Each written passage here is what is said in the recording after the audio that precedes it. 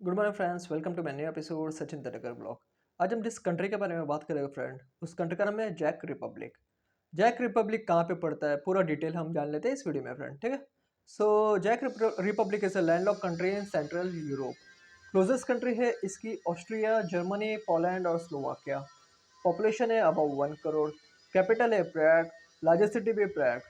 इसकी जो ethnic group है 89% चेक, 4% मोरावेंस और 1% यूक्रेनीस।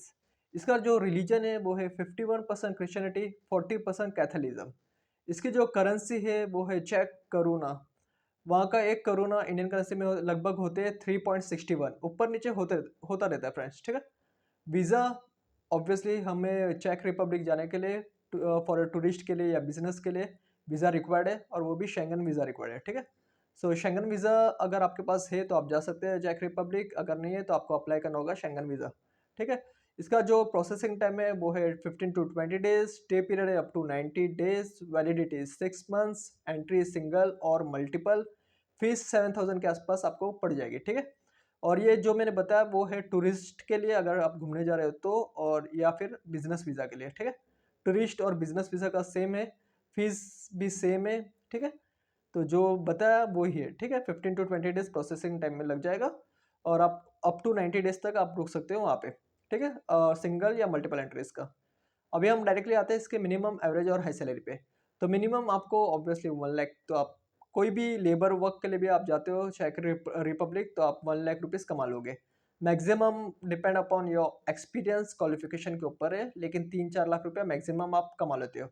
और इसकी जो एवरेज सैलरी है वो है 2 लाख के आसपास एवरेज सैलरी आप कमा लोगे। अगर मीडियम जॉब के लिए भी जाते हो, जैसे सेल्स के लिए, कैशियर के लिए, बाद में शेफ के लिए, तो 2-3 लाख रुपये आप कमा लोगे इजीली, ठीक है।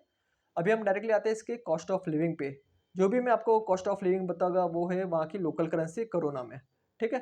तो milk 1 litre 24 koruna, rice 1 kg 52 koruna, egg 12 piece 67 koruna, apple 1 kg 37 koruna, tomato 1 kg 74 koruna, potato 1 kg 27 koruna, onion 1 kg 26 koruna, water 1.5 litre 17 corona.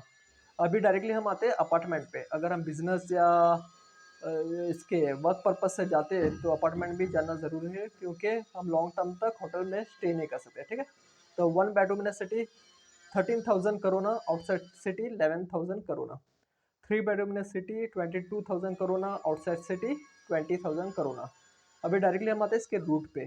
सो मुंबई दिल्ली से डायरेक्टली जाते हैं इस्तांबुल, इस्तांबुल टू चेक रिपब्लिक, ठीक है। इस्तांबुल का ट्रांजिट वीज़ा हमें ऐसे भी लगता नहीं है, आप रुक सकते हो। अगर आपका कोई वीज़ा नहीं है फिर भी इस्तांबुल में ट्रांजिट वीज़ा रिक्वायर्ड नहीं है, ठीक है, इंडियंस को। तो ये तो आपका शेंगन वीज़ा ही होगा आपके पास, तो ऐसे भी आपको ट्रांजिट वीज़ा रिक्वायर्ड नहीं है इस्तांबुल में, ठीक है। तो वन स्टॉप फ्लाइट है, इंडिगो एयरलाइंस की फ्लाइट है। रिटर्न टिकट लगभग आपको 60,000 के आसपास पड़ जाएगा, ठीक है फ्रेंड्स। तो ये हो गया पूरा ओवरऑल कंट्री के बारे में। अभी हम आते हैं इसके मैंडेटरी डॉक्यूमेंट्स पे फ्रेंड्स। तो पासपोर्ट 6 मंथ्स वैलिडिटी, 3 से 4 blank pages. Schengen visa mandatory है, रिक्वायर्ड है, ठीक है। तो शेंगन वीज़ा आपको अप्लाई करना होगा। फिर उसके बाद होटल रिजर्वेशन, रिटर्न टिकट्स, ये तो मैंडेटरी है, जब भी आप वीज़ा अप्लाई करने जाओगे तो ये तो आपको देना ही है, ठीक है। बैंक स्टेटमेंट चाहिए।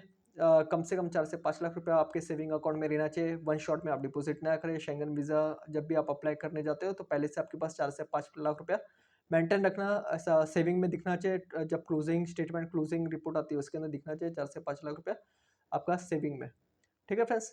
बैंक स्टेटमेंट हो गया। अगर जॉब पॉइंट ऑफ व्यू से जा रहे हो आप तो पीसीसी साथ में लेके जाइए। पुलिस क्लियरेंस सर्टिफिकेट उसे कहते हैं, मेडिकल सर्टिफिकेट लेके जाइए। डेबिट कार्ड, क्रेडिट कार्ड रखे।